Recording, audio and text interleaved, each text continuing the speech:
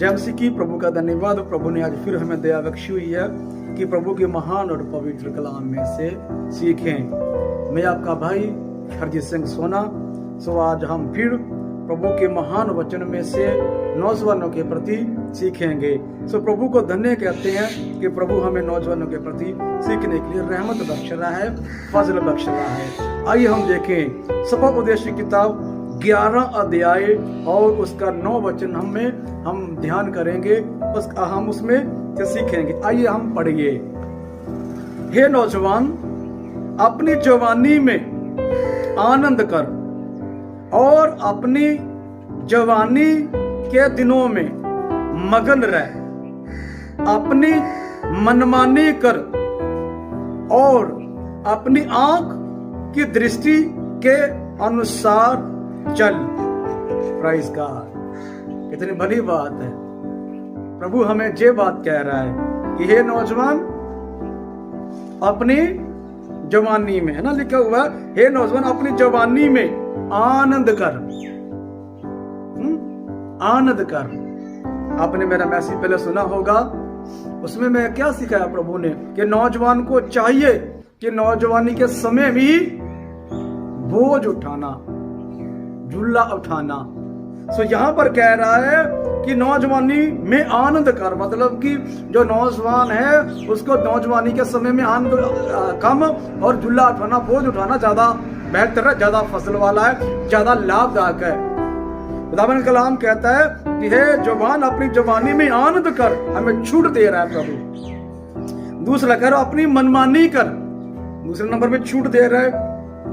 और तीसरे नंबर अपने दिनों में मगन रह, छूट दे रहा है ना। अपनी आंखों की दृष्टि के अनुसार चल। Praise God. है ऐसा कि खुदा कितनी छूट दे, क्या है, इतनी सारी छूट देते हैं। उस दुनिया में ऐसे धार्मिक ग्रंथों में, धार्मिक वस्तुओं में है, वो कहते हैं कि आप सब करें, लेकिन इसका हम अंत देखेंगे क्या निकलता है। आगे देखिए हम प्रभु क्या कहता है नौजवानों को लिए। परंतु जे स्मरण रख कि इन बातों के विषय परमेश्वर तेरा न्याय करेगा। Prize God. सबसे डेंजर बात तो लास्ट में लिखी हुई है कि इन सब बातों के बाद में तेरा न्याय कौन करेगा? परमेश्वर करेगा। जो हम आंख से देखते हैं, अपनी मनमानी करते हैं, अपने आप में सही देखते हैं, तो खुदा कहता है कि अंत में प्रभु न्याय करेगा। हम अपनी मनमानी करते हैं, अपनी आंखों की दृष्टि के अनुसार चलते हैं और मौज मस्ती मानते हैं, मौज मानते, आनंद मानते हैं। इसका मतलब यह नहीं कि प्रभु का वचन यह कहता है कि आनंद नहीं रहते। संत पौलुस कहता है आनंद रहो।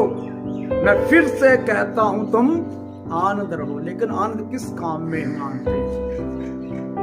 क्या शरीर की भूख के अनुसार आनंद नहीं मान रहे?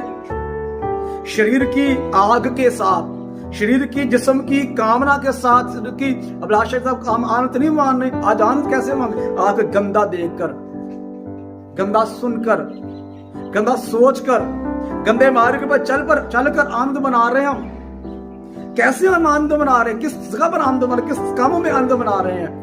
हमें इस बात की सोचने की जरूरत। इसलिए कहता है कि अंत में तेरा प्रभु न्याय करेगा हर एक बात का। इसलिए मुझे और आपको, मैं और आप जो नौजवान हैं, हमें जरूरत है एक एक बात की स्मरण रखकर चलने की। आपने मेरा मैसेज को सुना होगा पीछे कि अपने जवानी के समय में अपने करतार को स्मरण रखना है। इसलिए मुझे और आपको, हमको चाहिए कि जवानी के समय में, अपनी जवानी में अपने करतार को याद रखें और ऐसी गलती ना करें जिसमें हमारा करतार कहे कोई बात नहीं, उम्र होने दो, आयु आने दो, तब देखूंगा। जब तेरे गोडे, है ना, जो गोडे ये हड्डियों का बल जाता रहेगा, शरीर की शक्ति खत्म हो, तब देखूंगा। तो कितना आस रखता है खुद पर, कितना भरोसा रखता है खुद पर, कितना डिपेंड रहता है खुद पर, उस समय देखूंगा। वो सोचने से पहले प्रभु हम पर दयावान हो। इसलिए खुदा का कलाम कहता है कि अंत में तेरा न्याय करेगा प्रभु। इसलिए मुझे और आपको अपनी जबानी में आनंद करना है तो प्रभु में करना है, अपनी मनमानी करनी है तो प्रभु में करनी है, मगन रहना है तो पवित्र आत्मा के मसा में मगन रहना है, आंखों की दृष्टि के अनुसार चलना है तो स्वर्गीय वस्तुओं को देखना है। कुलसियों की किताब में लिखा हुआ 3:1 में स्वर्गीय वस्तुओं को देखना है। मेरे किताब में 12 लिखा हुआ है कि विश्वास के कर्ता यीशु मसीह को देखना, उसको ताकना है। हमारी आंखें आत्मिक खुले, हमारी आंखें आत्मिक चीजों को देखें, इधर शरीर की अभिलाषाओं किसी कामना के अनुसार नहीं। हे जवान, अपनी जवानी में आनंद कर और अपनी जवानी के दिनों में मगन रहे, अपनी मनमानी कर अपनी आंखों की दृष्टि के अनुसार चल, परंतु यान रख कि इन सब बातों के विषय परमेश्वर तेरा न्याय करेगा। नौजवान को लास्ट वचन में लिखा हुआ है, क्योंकि परमेश्वर सब कामों और सब गुप्त बातों का, चाहे वो भली हो या बुरी, न्याय करेगा। कोई भी काम बात हो, कोई भी काम हो, भली हो बुरी हो, प्रभु उसका क्या करेगा, न्याय करेगा। इसलिए मुझे और आपको जो हमने पहले पढ़ा होगा छूट हुआ है, वो मनुष्य आज कर रहा है। छूट इतनी मनुष्य को है क्योंकि जब मनुष्य आजाद होता है, मनुष्य स्वतंत्र होता है, वो ये सब काम करता है, इतना मजा, इतना आनंद मनाता है।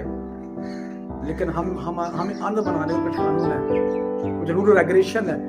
उस रूल रेगुलेशन में रहकर हम कानून में रहकर आनंद मना सकते हैं, दृष्टि के अनुसार देख सकते हैं, मगन हो सकते हैं। मैंने मगन होने के लिए आपको बोला हुआ है। इसलिए मुझे और आपको प्रभु में मगन होना है, प्रभु में आनंद होना है।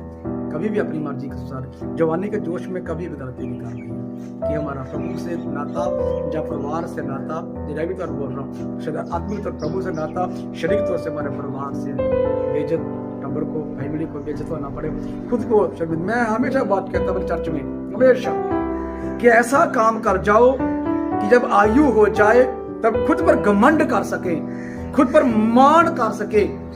ऐसी जिंदगी जी जाओ, है ना, बुढ़ापे में मान कर सके कि मैंने पूरी लाइफ में विचार नहीं किया, पूरी जिंदगी चोरी नहीं की, पूरी जिंदगी में पवित्र चला, पवित्र रहा, पवित्र। आखिर में जब बाल सफेद हो जाए, दाढ़ी सफेद हो जाए, शरीर में बल ना रहे, उस समय अपने आप पर मान कर सके कि मैं प्रभु पर पूरी तरह संपूर्ण रहा।